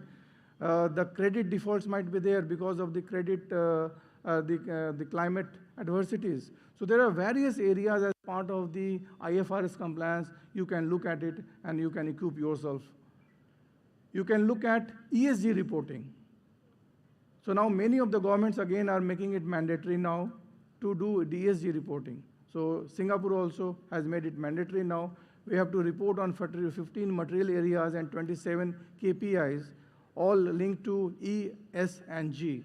So again, getting ourselves equipped to those 15 material areas, the KPIs, and start reporting on the ESG. There are various tools today which will help us to report on the ESG. So just to look at these opportunities for the CMAs, as a controller, we can take a lead in terms of the ESG reporting. We can look at all the disclosures that we have to do to the regulators and the governments. We can look at all the risk modeling, whether it's a physical risk modeling or the transition risk modeling. We can play a role in terms of the due diligence, ESG due diligence in terms of all the greenfield projects or the M&A. As a performance officer on the performance management, we can look at all the OPEX and CAPEX and build the transition plan. As a co-strategist, as a co-pilot, we can set ambitious target for carbon reduction, emissions reduction, and start monitoring it. Also, we can play a role in terms of the internal carbon pricing across the different BUs. In terms of the value manager, we can look at sustainable financing.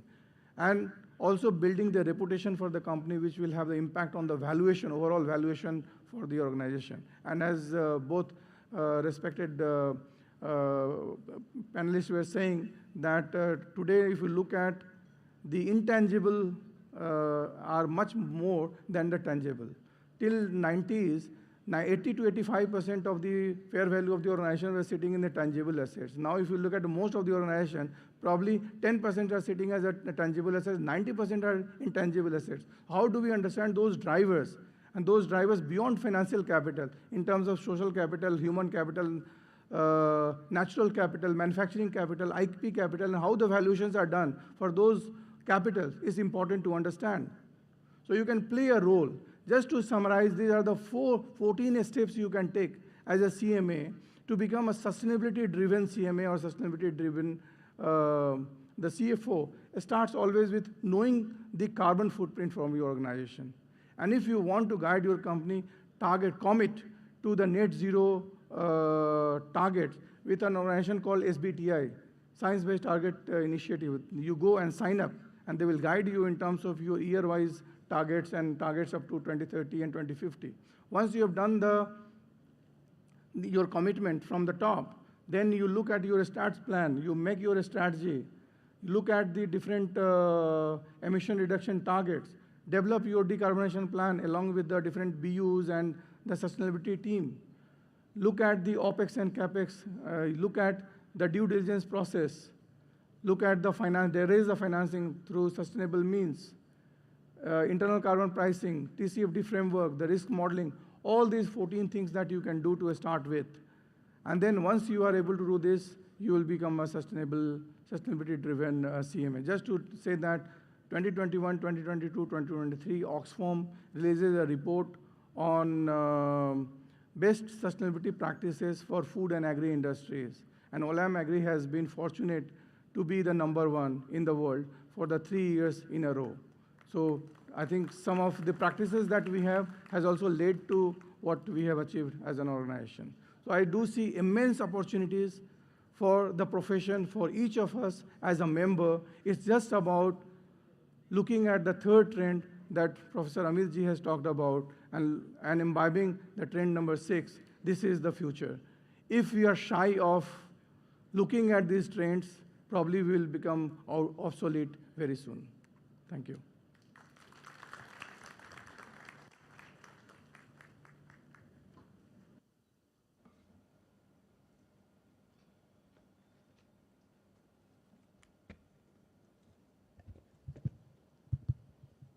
Thank you, sir. It was a wonderful session. Thank you for your valuable insights. Now we proceed on to our next segment, question and answer session. The audience is welcomed to put forward their queries, if any, to our esteemed speakers. I would request The chairman of this session, CMA Asim Kumar Mukhopadhyay, sir, for summing up and Q&A session. Over to you, Thank sir. you. I think the plenary sessions it's have to be an excellent session.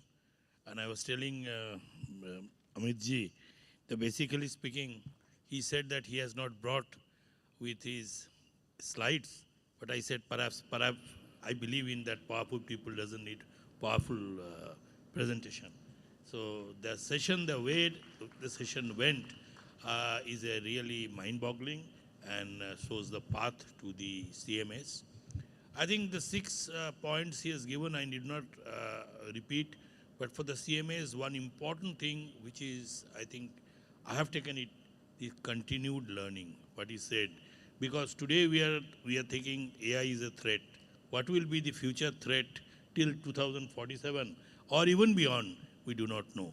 I think continued learning is a phase which we must believe and we must embark on it. The institutes, through its curriculum, as well as the individual members, wherever he may be, I think we should continue on this journey.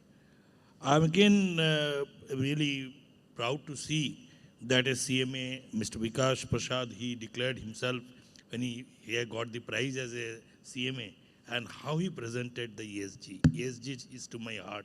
Even where I work is an ESG compliant industry.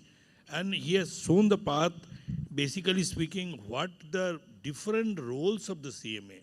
He talked about this carbon adjusted PAT, very important. This type of things we should learn, and not only through curriculum, but also wherever we are working, we must see that the response is coming. ESG due diligence, getting access to the green funds, and what are the 14 areas, steps the CMA should take to see that in the ESG compliant world, when we have no other choice but to see the mother nature, secure the future of the next generation, we must go under that journey. I think an excellent session. Lunch is just waiting in the corner. We have already crossed the time. So I will request the audience, the ladies and gentlemen, to put forward certain questions to the learned speakers. Thank you. Questions, please.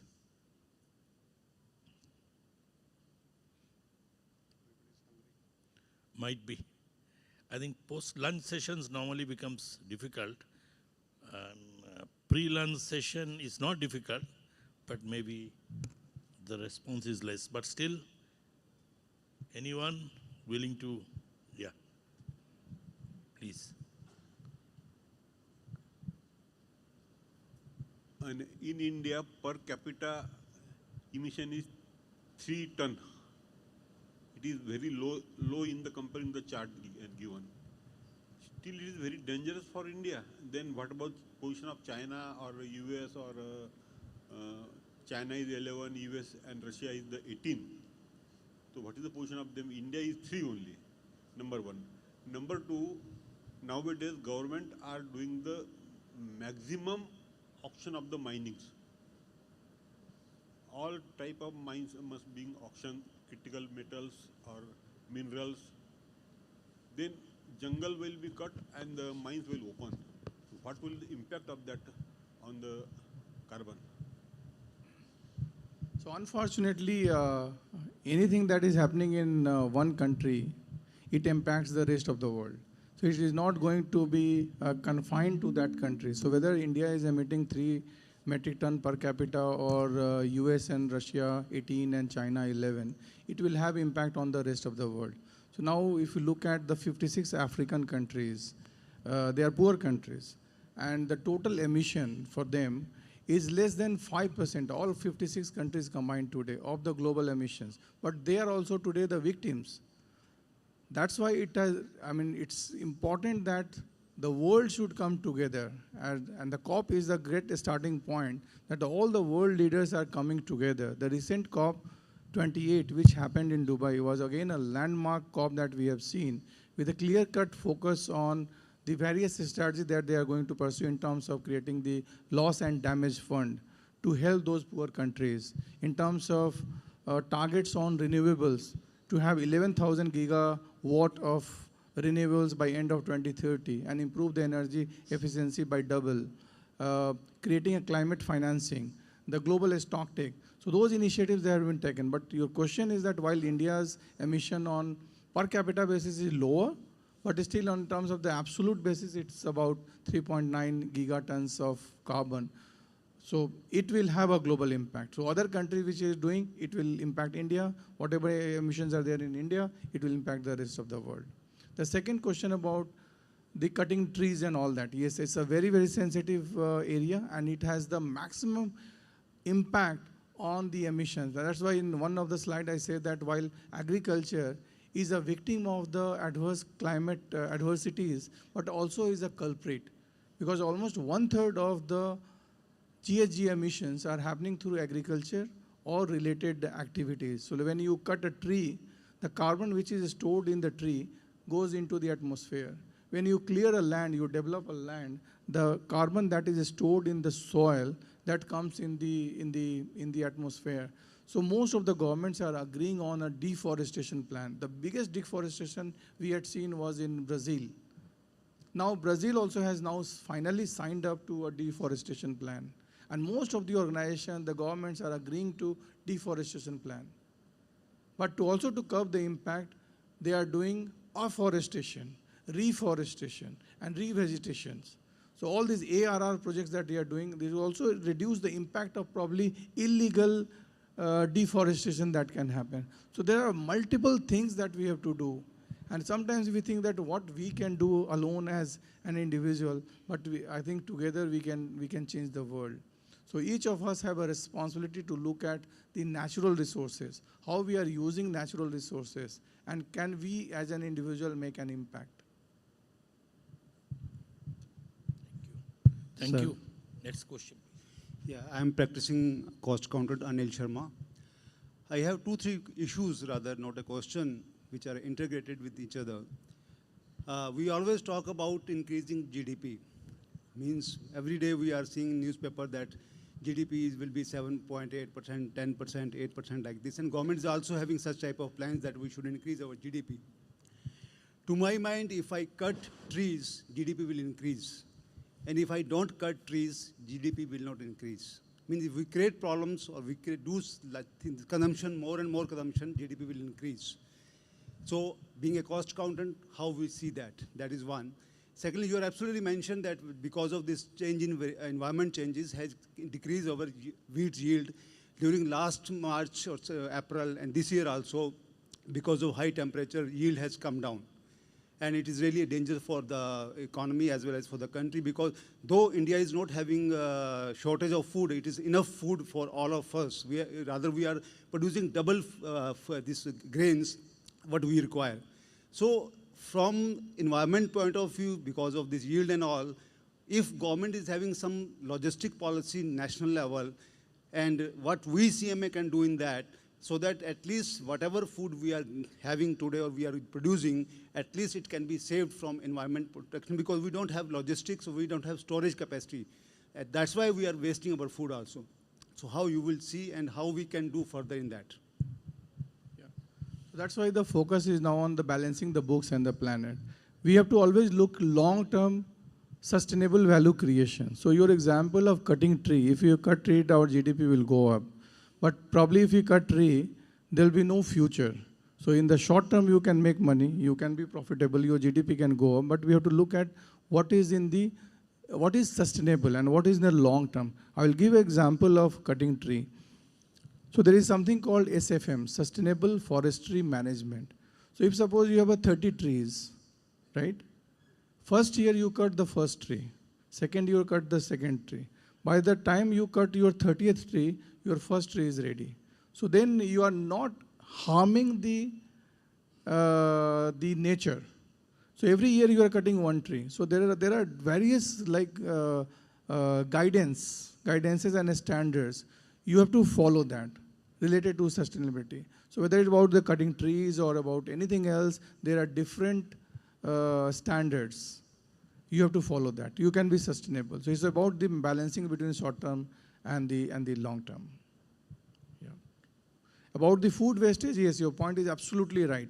Almost 30 to 40% of the food is getting wasted today. And mostly is about the perishable food, the vegetables, because of the lack of the logistics and the infrastructure. And it's more so in developing countries because they don't have those infrastructure to store. They don't have those cold storage to have that. But I think that's why the collective efforts will be needed. And those poor countries, the emerging markets, will need more financing, climate financing, if we want to have a better world. Without that support, we run a significant risk towards unsustainable world. Sir, so I have got one queries from you that these regulators like in India, the regulators like SEBI, Reserve Bank of India, in these practices now we have started this that ESG linked commercial loans. Wherever any corporates will be asking for any threshold limit, they will be asking for some, what are the ESG compliance are there. I just want to know from you what is happening. So far our knowledge goes the Bank of Bahrain has come out with some sort of regulations, and other central banks have also come out this. But it is all in, the regulators are bringing these regulations. What really being practice followed for the commercial banks when they are going for any project, which is funded, say, for 250 crores, 300 crores, 500 crores? Is there any, any parameters they have done, or say, any independent evaluators they are inquiring of that, the pre-lending and post-lending issues? Just I want to know from you. So while I do not have the specific information about the banks and that sector, but generally I can say that because the governments are signing up to the protocols and the targets as part of the COP, the different governments are coming up with the different guidelines, and every sector and every organization have to adhere to those guidelines. So many of the countries have first come with the disclosure requirements, that first you disclose, you understand what is the impact, and the impact can be both ways. Suppose there is a climate change, it can impact your business, but your business also can have an impact on the environment. So it's called double materiality. So how do you look at both? So governments and regulators have come up with the various regulations. I think it's a very, I will say that it's a soft start by the regulators. I think by 2030 and 2035, you will see a start stringent actions by the regulators. It's good for us to be prepared. Otherwise, we will really struggle. Sorry, I got your second question was? How the practices will follow in other countries? Yes, practices, I think, I will say UK, US, Europe, Singapore, developed markets are, I will say, far ahead. So now US has implemented now almost $120 of carbon tax. Singapore, I gave examples. So most of the governments are now have come to that level where they have started to impose carbon tax. In India, there is no carbon tax as yet. But I think India also is getting there. But India also is taking a lot of initiative in terms of now blending for ethanol, and they have that E20 policy. So every government is trying their best within the allocated budgets or the resources that they have. Some developed markets can have more means, so they are taking more initiatives. So as part of the COP meetings, the developed markets, developed countries have agreed to provide finances to the underdeveloped and those countries which are the victim, like say Africa and many other emerging markets. So the developed countries have to fund because they are the ones who have actually polluted the world, they are the actual culprits. The emerging markets are not the culprit. We have not even fully started our industrialization, and then we are being preached to curb our emissions. So those who are the culprits, they have to support the victims. Hello. Sir, I have little confusion in my mind, sir. Just you are from the agriculture company, so you might have gathered the information and core knowledge of the biology and other social science subjects. But we people, the team of CMAs, our core subject is management and cost accounting and resource management. So I think that for ensuring the sustainable growth through ESG is cannot be a subject for the cost accountants. We are the resources management, no doubt about it. But we should not get carried by the European countries' problem, because till today in India, you will find thousands of villages are in dark. Even electricity is not today reached there. So I mean to say that pollution is the problem in four cities only: Calcutta, Mumbai, Delhi, and another big cities. So that pollution problem can be solved taking the help of experts in social science. That should not be, we should take that responsibility. And we should not get carried away with that problem and going away from our core expertise. Because why? Since we are not getting a proper weightage, or you can say proper sharing in our role, we are trying to get whatever we will actually, new opportunities there, we are trying to grab it. That should not happen, because if you say the average age of the cost accountants in India will be in the range of above 45 years. And in this stage, we will not be able to learn all these new techniques and contribute for this sustainable growth. That is my doubt and confusion. Please remove that. Before I pass on this to the other speakers, I would say I think both the speakers, and even when I have said the context, we have clearly stated the age, actually speaking, doesn't, first of all, it is not a bar for learning anything. And if we feel that our boundary is accounting and costing, the boundary of accounting and costing has also changed. Now you see, wherever he has mentioned that whenever you are making the analyst meet, you have to talk on the ESG compliance. You have to talk of ESG reporting. You have to talk of carbon adjusted PAT. Now, the main purpose here is, or main submission here is, it's an individual perception, but the main the thing is that no profession, frankly speaking, we are today reading even the cost accountancy curriculum, so many papers which are not hardcore costing or accounting. But actually speaking, the world demands is, the contemporary requirements is this: if you are to deliver your cost accounting or management accounting or decision making, see, actually speaking, today CFO is termed as not the chief financial officers. Many people are talking, CFOs are chief futuristic officer. So when you talk of Viksit Bharat and you feel that CMAs need to have a place, CMAs need to have a role, I think role is a contemporary role as it impairs. And I think once you are a believer of learning forever, I think there is no bar in which you can't do it. That's my perception, but I will leave to the professor and I think just excellent presentations, all the three excellent presentations, and there's a lot to learn from these presentations and the discussions we had. I would just like to touch the practical aspect of environment issues. We were doing study for the petroleum sector on the request of the finance minister. It was a national level exercise.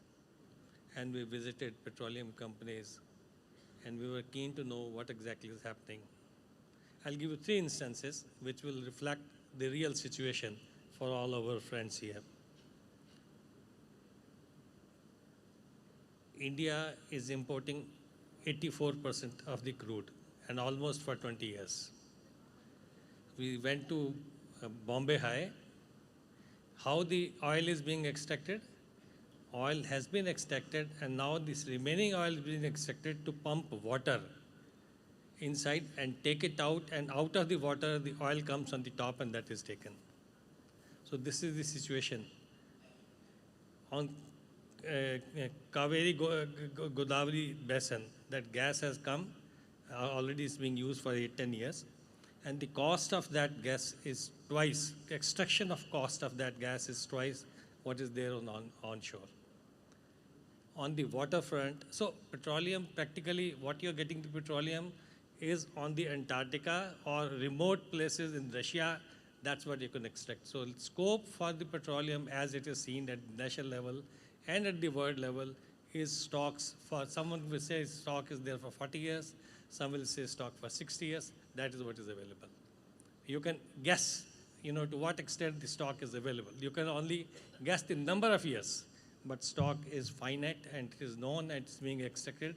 Every incremental cost of extracting the new reservoir is phenomenal.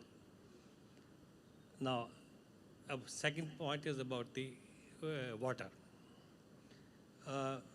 We as a chief advisor to the government have been privy of the Central Water Commission, which manages the water. Today, the situation is the entire belt of Himalayan. We have already installed, dams wherever they are possible. First stage dam, second stage dam, third stage dam. Ecological issues are being already discussed. Practically every drop of water is being channelized now, is being organized. Other part of the Himalaya, what is flowing on the China side, China has put up such a big dam, as you may be knowing, talking of 35,000 megawatt of hydropower, and that is an issue which is between the two countries. This is the magnitude of the problem which is there, we are talking of.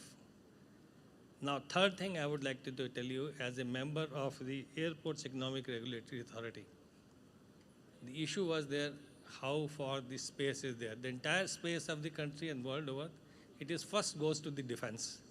And channels are being given for civilian use. The channels are placed in a way that one aeroplane will fly at particular height, then under the plane, when it will cross under about 2,000 feet height, other plane will go. Practically those channels are getting saturated. This is the extent of the country in which we have harnessing the natural resources. So we have to develop, we have come to a stage now where we have to be very critical, careful in channelizing our resources, whatever kind of resources they are. The solar power is coming as a big boon. It is very cost efficient. Only thing is, it is available when the sun is there, to the extent the sun is there, intensity of sun. Hydrogen, yes, hydrogen is a seen technology is moving in that direction. I think the sooner it emerges and it becomes economically successful, that is going to be the big advantage for the mankind. So these are the events. Batteries, again, there's the issue of, batteries, extraction of lithium. Now sodium ion, the cost is coming out. But these are again the issues which have to be addressed. The cost of batteries and its utilization is another aspect which has to come. The technology has to provide answers, and we cost accountants and management accountants have to equally come up, see how the cost efficiency comes, and we channelize this. It's a continuous role, continuous learning at all time, all stage, and all components. Still, I think we are alive and working into that. Now, last thing, we are very happy. A young student of the profession, Vikas, who got award in 1996 in the Vigyan Bhavan, I was also part of that. I was convening the conference there. We are happy, we're very happy that our profession, our young students are coming, emerging, coming onto stage, sharing excellent and superb ideas. Thank you very much. Thank you, Bharat Sahab. Is an excellent observation. And the only thing which is basically de-risking us and will always de-risk us is the human capital, human resource, young population we have. I'll just allude to tell one personal anecdote of myself. It's an actual story. When I was a young cost accountant in the early 90s working in the steel plants, I was finding in the steel plants heaps of high silica limestones. Question was confronting in the mind what I will do with the high silica limestone. When I asked everybody, people says this is to be waste because this cannot be charged. Then I made my analysis. That time there was a paper in cost accounting called factory engineering, factory organization and engineering. I have a little knowledge of chemistry. And then I could analyze that, I could find out that the high silica limestone can be exchanged against quartzite and charged in blast furnace, and could need to fight at that young age for 4 years to see that idea is implemented. Why I just mentioned this? Because I find young minds, whichever profession it belongs to, if you are a believer of innovation, if you are a believer that I can do it, things happen. Excellent. Because, sir, Excuse I am me. here. Sir, Sir, actually, some 1 or 2 points I just wanted to add with Chitoda's point. Actually, he was asking about how this interest rates can be changed once this type of disclosure requirements will be there. So just for your information, already all the credit rating agencies, ICRA, CRISIL, Fitch, India Rating, already they have started asking these questions to the corporates.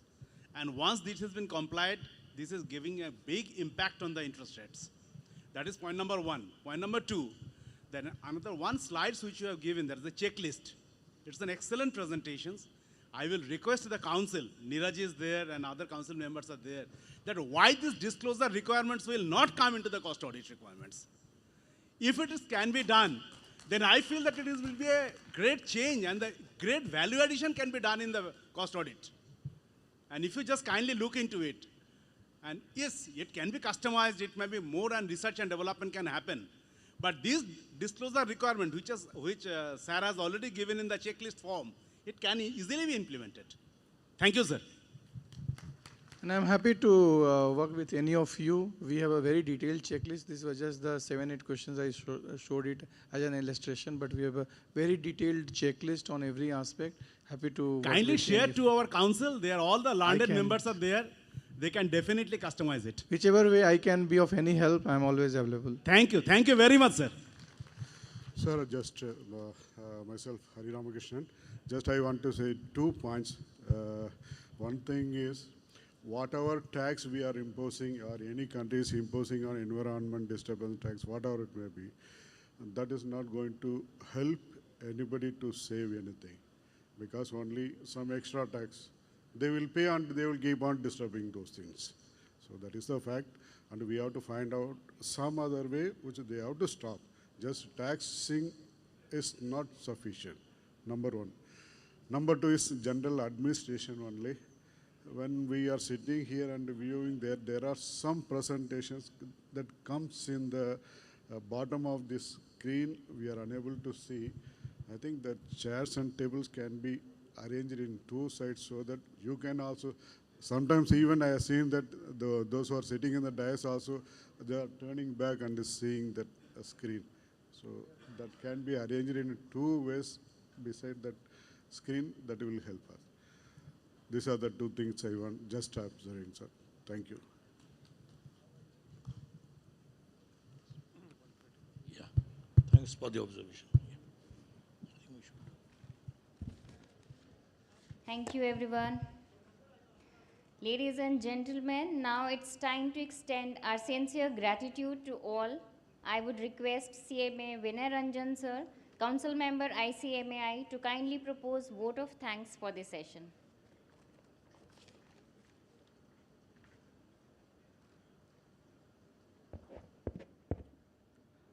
Good afternoon. Good afternoon, President, Vice President, Council colleagues, Regional Council members, people who are on dais, speakers, RC members, chapter representatives, and all the members. Thank Mr. Neeraj and Ashim Mukhopadhyaya for setting the tone for the plenary session. And Anil Karna sir and Bikash Prasad, 2 power-packed deliberations who have really given insightful thought with respect to the how CMAs can move forward and be part of Viksit Bharat 2047. Thank you very much, sir. And lot of learned members also have posed many questions, and I also thank our speakers who have patiently given their answers under the chairmanship of our Ashim Mukhopadhyaya sir. Thank you each and everyone, and thanks to the staff who made wonderful arrangements for this program. I request all of you, please join us for the lunch. Thank you.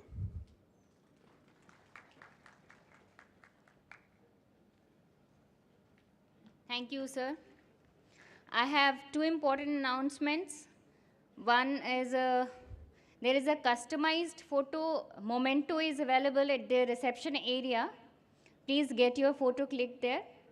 And another is tomorrow from 5 onwards, there is a free SOU visit and laser show has been arranged. So please avail. Thank you.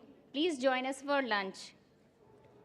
We'll meet again for the technical session 1 after the lunch break. So please enjoy your meal and quickly join. Yeah.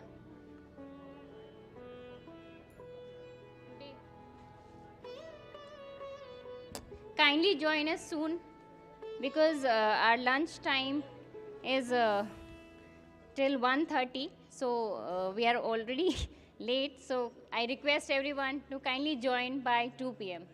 Thank you.